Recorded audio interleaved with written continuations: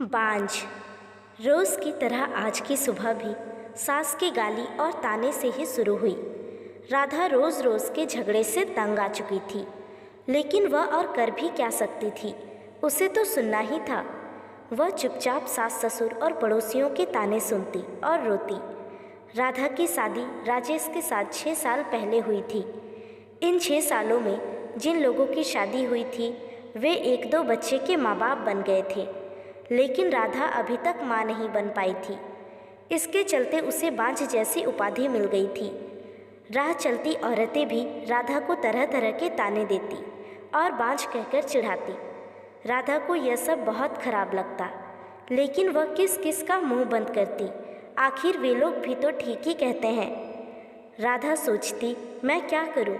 अपना इलाज तो करा रही हूं। डॉक्टर ने लगातार इलाज कराने को कहा है, जो मैं कर रही हूँ, लेकिन जो मेरे वश में नहीं है उसे मैं कैसे कर सकती हूँ।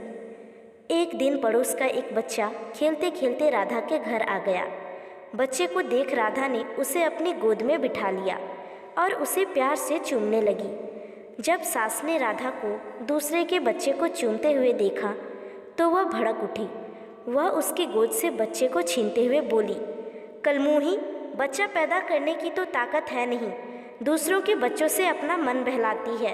अरे तू क्यों डालती है अपना मनहूस साया दूसरों के बच्चे पर? तू तो उस बंजर ज़मीन की तरह है जहाँ फसल तो दूर घास भी उगना पसंद नहीं करती। जब राधा से सास की बातें सुनी नहीं गई तो वह अपने कमरे में जाकर अंदर से दरवाज़ा बंद कर रोने लगी।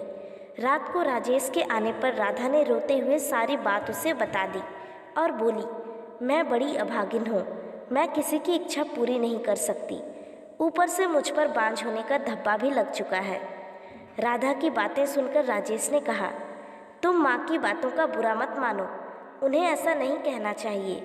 हर माँ बाप की इच्छा होती है कि उनके परिवार को आगे बढ़ाने वाला उनके रहते हुए ही आ जाए। तुमसे यह इच्छा पूरी नहीं होते देखकर माँ तुमसे उल्टी सीधी बातें बोलती है। तुम चिंता मत करो, तुम्हारा इलाज चल रहा है, तुम ज़रूर माँ बनोगी। राधा बोली, मेरी एक सहेली थी, वह भी बहुत दिनों बाद माँ बनी थी। माँ बनने में देर होते देखकर जब उसने अपना इलाज कराया तो जांच में उसमें कोई कमी नहीं पाई गई। कमी उसके पति में थी। जब उसके पति ने इलाज कराया तभी वह माँ बन सकी। हो सकता है उसी की तरह आप में भी कोई कमी हो, इसलिए मैं चाहती हूँ कि आप भी एक बार अपना इलाज करा लेते। राधा की बातें सुनकर राजेश भड़क उठा। मुझ में भला क्या कमी हो सकती है? मैं तो बिल्कुल ठीक हूँ, मुझ में कोई कमी नहीं है। मेरी चिंता छोड़ो, तुम अपना अच्छी तरह इलाज कराओ। मैं मानती हूँ कि आप में कोई कमी नहीं है, लेकिन तसल्ली की खातिर राधा ने सलाह देने के ख्याल से ऐसा कहा। लेकिन राजेश ने उसकी बात को बीच में ही काट दिया। नहीं राधा, तसल्ली वगैरह कुछ नहीं, मैंने कहा ना कि मुझ में कोई कमी नहीं है। राजेश ने उसे डांट दिया। पति के भड़के मिजाज को देख राधा ने चुप रहना ही उचित समझा। शहर के बड़े से बड़े डॉक्टर से उसका इलाज हुआ, फिर भी उसकी कोख सूनी ही रही। डॉक्टर ने जांच के दौरान उसमें कोई कमी नहीं पाई। देखो राधा, रिपोर्ट देखने के बाद तुम में कोई कमी नज़र नहीं आती। शायद तुम्हारे पति में कोई कमी होगी। तुम एक बार उसे भी इलाज कराने की सलाह दो, डॉक्टर ने उसे समझाया। अब राधा को पूरा भरोसा हो गया था कि उसमें कोई कमी नहीं है।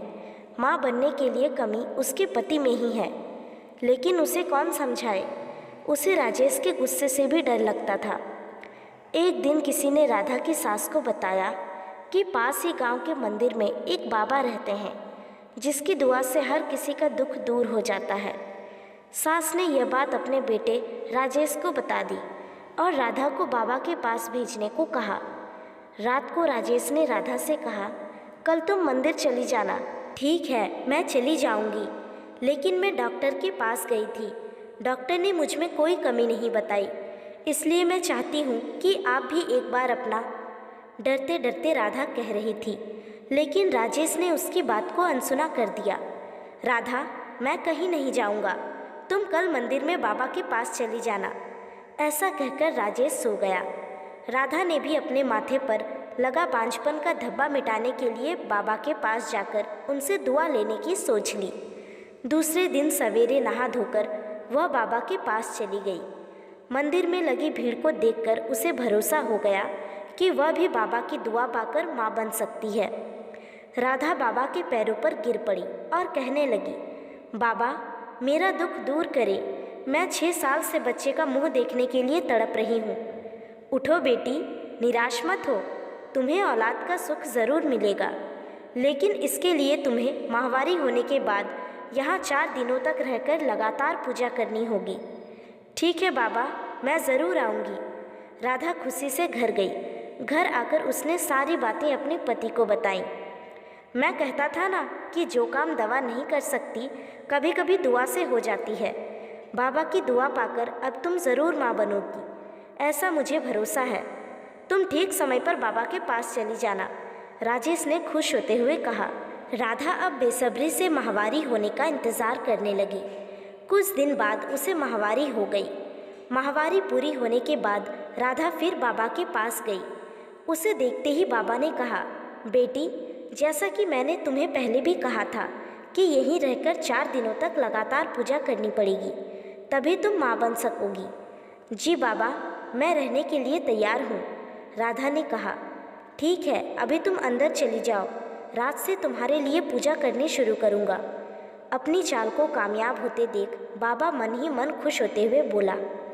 रात को बाबा ने राधा से कहा, बेटी इस पूजा के दौरान कोई भी देवता खुश होकर तुम्हें औलाद दे सकता है।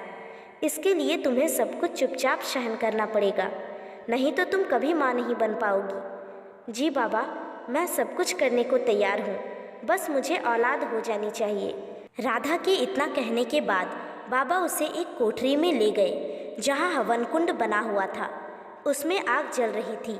बाबा ने उसे वहीं पर बैठा दिया और वह भी बैठकर जाप करने लगा। कुछ देर तक जाप करने के बाद बाबा ने कहा, राधा देवता मुझ में समा चुके हैं, वह तुम्हें औलाद का सुख देना चाहते हैं, इसलिए तुम चुपचाप अपने बदन के सारे कपड़े उतार दो और औलाद पाने के लिए मेरे पास आ जाओ, वह तुम्हें दुआ देना चाहते हैं। राधा ने यह सोचकर कि बाबा में देवता समा चुके हैं और देवता जो भी करते हैं गलत नहीं करते, इसलिए उसने अपने बदन के सारे कपड़े उतार दिए। बाबा उसके अंगों से खेलने लगा और उसे दुआ देने के नाम पर उसकी इज्जत पर डाका डाल दिया। 4 दिनों तक लगातार बाबा ने इस पूजा के बहाने राधा से जिस्मानी संबंध बनाए। 5वें दिन बाबा ने कहा, राधा बेटी हमारी दुआ कबूल हो गई, पूजा भी पूरी हो गई, अब तुम ज़रूर माँ बनोगी, तुम घर जा सकती हो। बाबा की दुआ लेकर वो खुशी खुशी घर लौट आई। 9 महीने बाद राधा माँ बन गई। उसे बाबा की दुआ लग गई थी। उसके माथे से बांझपन का धब्बा मिट चुका था। घर के सारे लोग बहुत खुश थे। राजेश को अब पूरा यकीन हो गया था कि उसमें भी बाप बनने की ताकत है, लेकिन सच्चाई से सभी अनजान थे। तो साथियों, ये कहानी आपको कैसी लगी नीचे कमेंट करके ज़रूर बताएं।